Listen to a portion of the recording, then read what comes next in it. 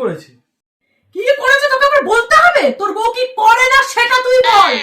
আমি আর নিতে পারছি না বাবু, আমি এবার এই মেয়ের সাথে তোকে না ডিভোর্স করিয়ে ছাড়বো। কেন মা, কি হয়েছে সেটা তো বলো।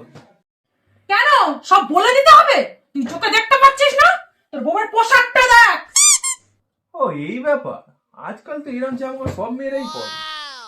পড়ছে পড়ুক না, তার জন্য তো আমি কিছু বলিনি। তা নিজের গুলো পড়ুক না, আমার জামাটা নিয়ে টানাটানি করছে কেন?